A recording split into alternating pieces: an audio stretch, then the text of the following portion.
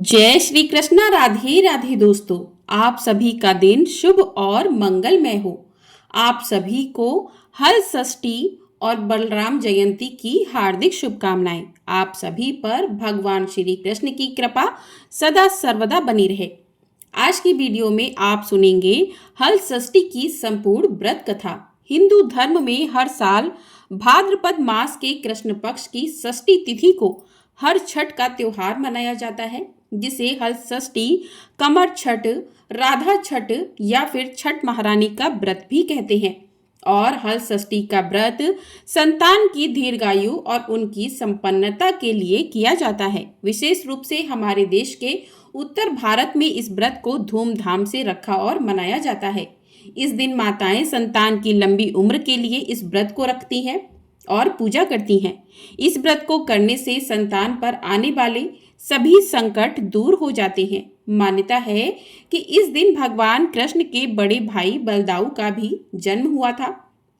ऐसी मान्यता है कि द्वापर युग में श्री कृष्ण के जन्म से पहले शेषनाग ने बलराम के रूप में जन्म लिया था। बलराम जी का शस्त्र हल है, इसलिए इस दिन महिलाओं को हल से जुती हुई जमीन पर चलना या फिर हल से उत्पन्न हुई सामग्री को प्रयोग करना वर्जित माना जाता है।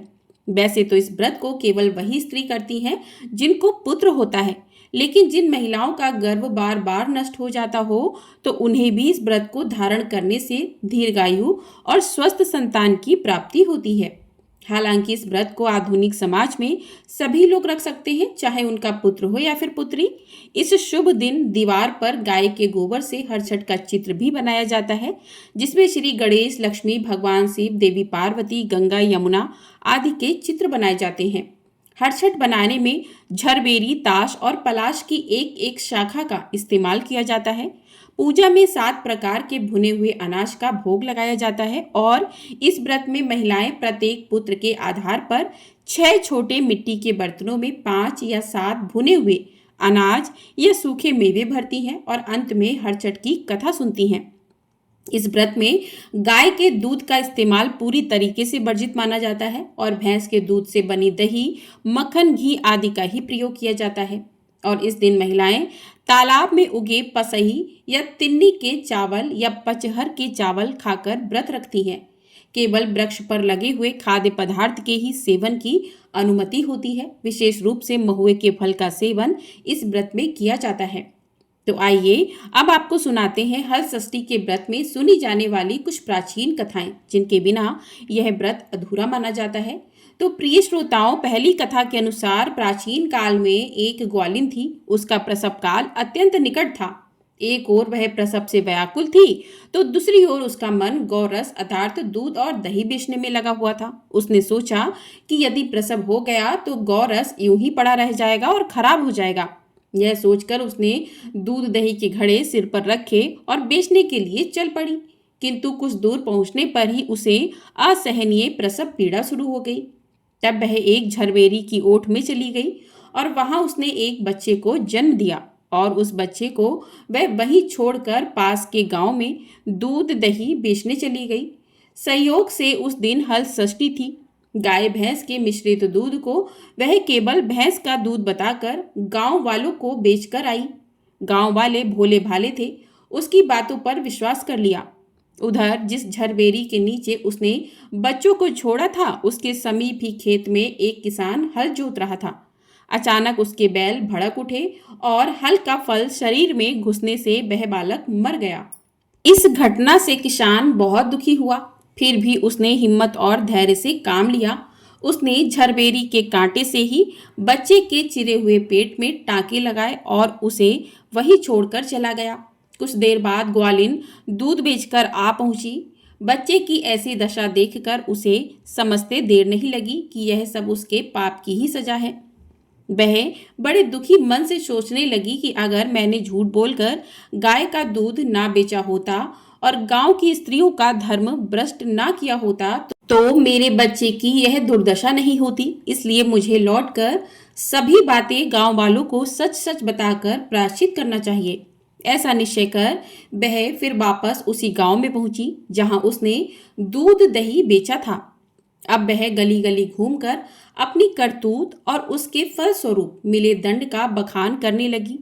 तब स्त्रियों ने स्वधर्म की रक्षा के लिए और उस पर रहम खाकर उसे क्षमा कर दिया और आशीर्वाद दिया कि बहुत सी स्त्रियों द्वारा आशीर्वाद लेकर जब वह फिर से झरबेरी के नीचे पहुंची तो यह देखकर हैरान रह गई कि वहां उसका पुत्र जीवित अवस्था में पड़ा है।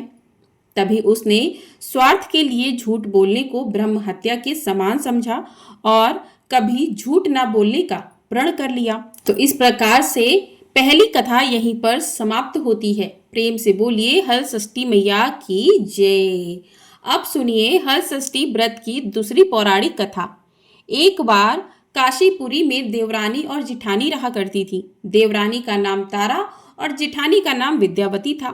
तारा अत्यंत उग्र स्वभाव वाली और विद्यावती अत्यंत दयालु थी। एक दिन दोनों ने ही खीर पकाकर ठंडा होने के लिए खीर को आंगन में रख दिया और बातें करने लगी बैठ गईं। तभी दो कुत्ते खीर देखकर खाने लगे और आवाज सुनकर दोनों देवरानी जिठानी बाहर आईं तो उन्होंने खीर को कुत्तों द्वारा खाते देखा तो विद्यावती अपनी खीर को जूठन जानकर बची हुई खीर को भी कुत्ते के सामने फिर से डाल आई। उधर तारा ने दूसरे कुत्ते को एक कमरे में बंद कर दिया और उसे खूब मारने लगी। जैसे तैसे वह कुत्ता अपनी जान बचाकर बाहर भागा। दूसरे दिन दोनों कुत्ते एक जगह मिले और एक दूसरे का हाल पूछने लगे। इस पर विद्यावती की खीर खाने वाला कुत्ता बोला कि वह स्त्री तो बहुत ही दयालु थी, उसने तो मुझे बाकी बची हुई खीर भी खाने को दे दी। भगवान करे कि जब मेरा दूसरा जन्म हो तो मैं उसी की संतान बनूं और उसकी खूब सेवा करूं।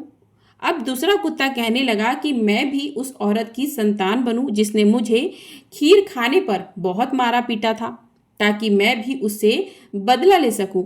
उस दिन हल षष्ठी का व्रत था। तारा की मार से वह बेदम कुत्ता मर गया।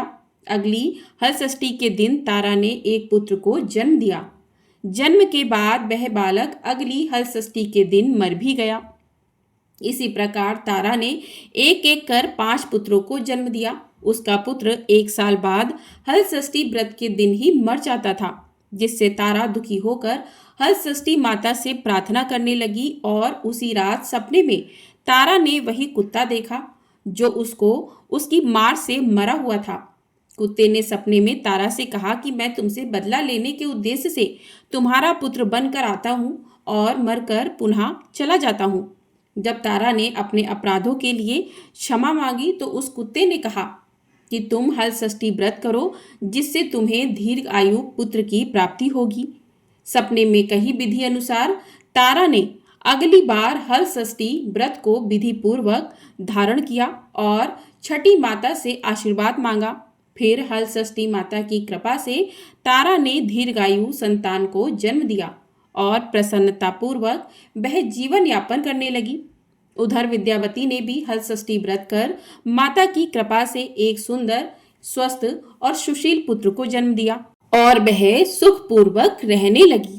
प्रेम से बोलिए छठी मैया की जय।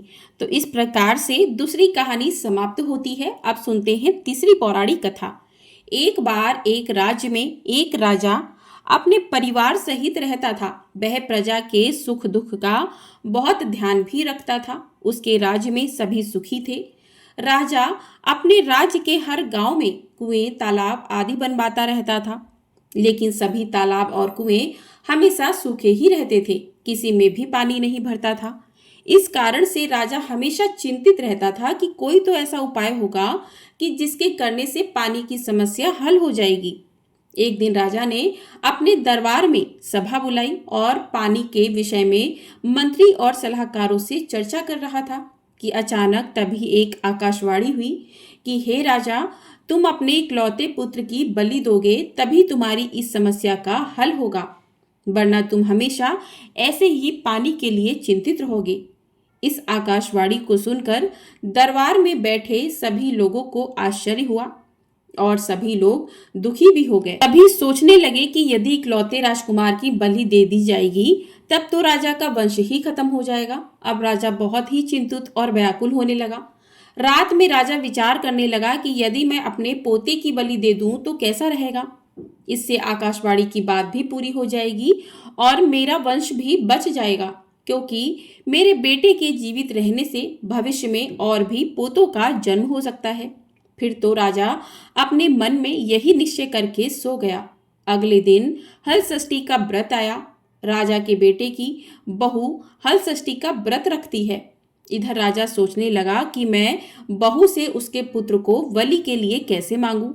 कोई माँ अपने पुत्र को बलि के लिए भला कैसे दे सकती है, और वह भी आज के दिन, जबकि माताएं अपने पुत्र के सुख, सौभाग्य और दीर्घायु के लिए व्रत रख रही हैं। राजा मन में विचार करने लगा कि क्यों ना मैं बहू को किसी बहाने से उसके मायके भेज दूं और पोते को छोड़ जाने का कह दूं। जब बहू चली जाएगी तब मेरा काम बन जाएगा। बाद में बहू को कोई भी बहाना बना दूंगा। राजा को यह निर्णय उचित लगा और वह बहू के पास जाकर कहने लगा कि बहू रानी, अभी तुम्हारे मायके से खबर आई है कि तुम्हारी माँ बहुत बीमार है। वह तुमको देखना चाहती हैं।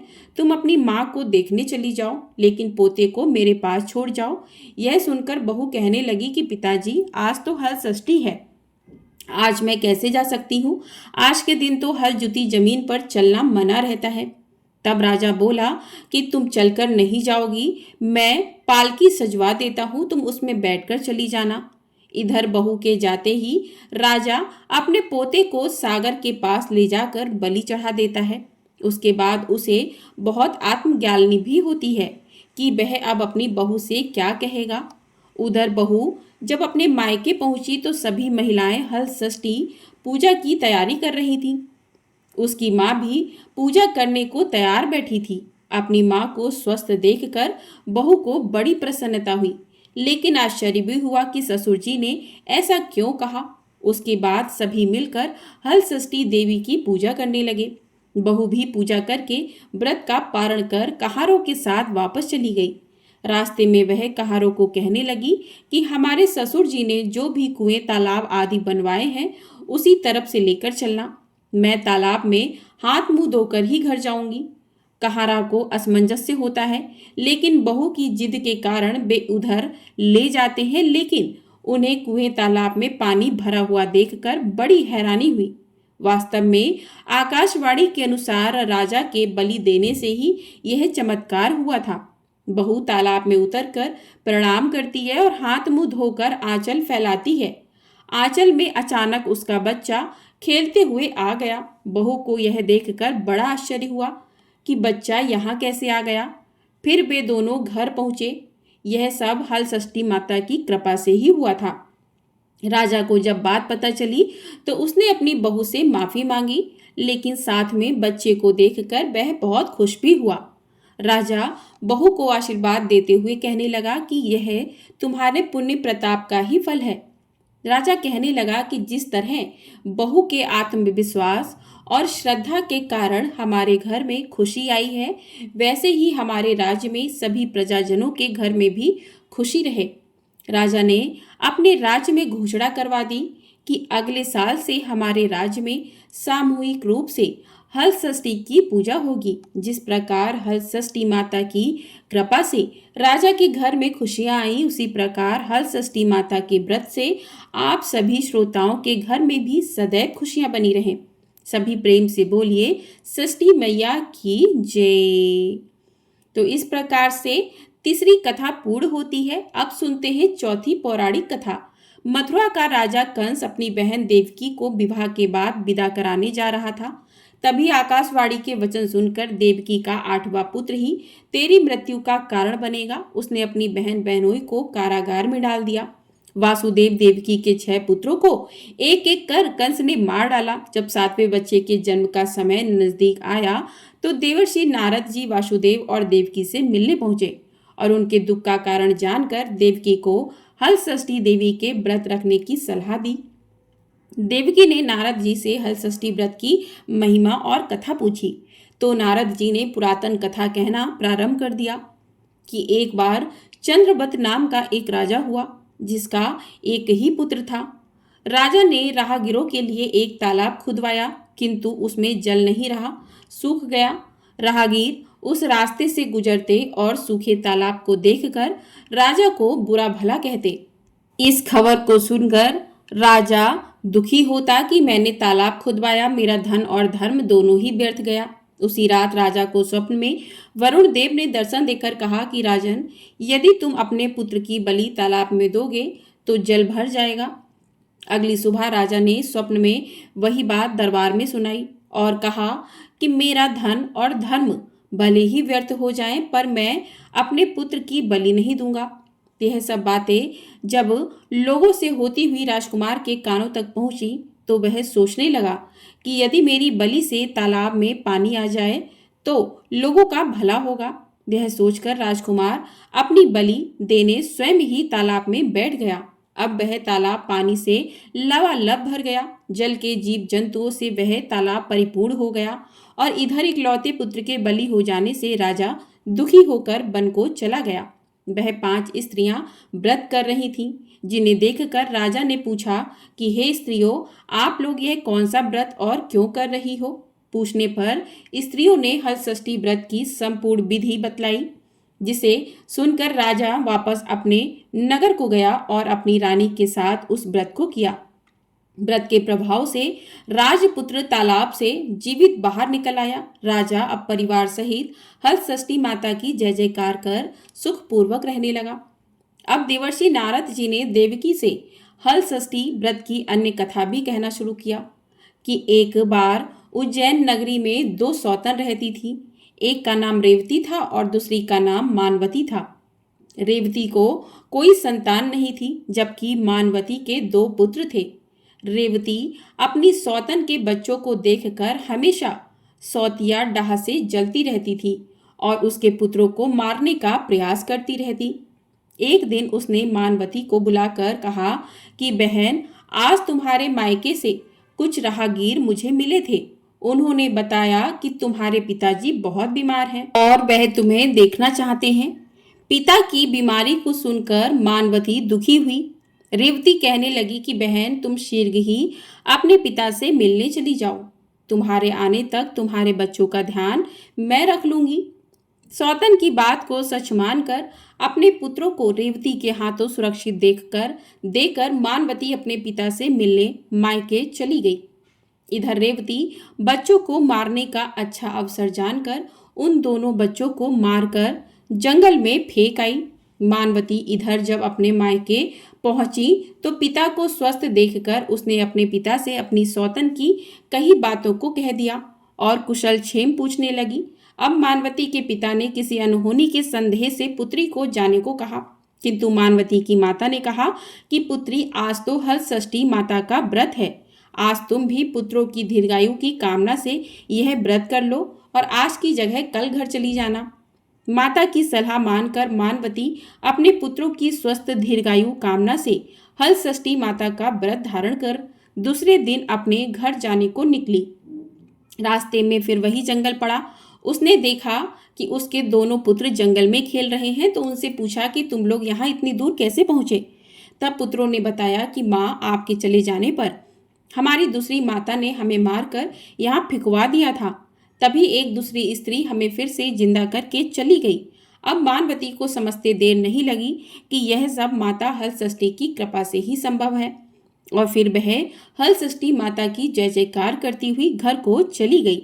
नगर में मानवती के पुत्रों को पुनः जीवित देखकर और माता हलषष्ठी की महिमा जानकर सभी स्त्रियां हलषष्ठी व्रत करने लगीं।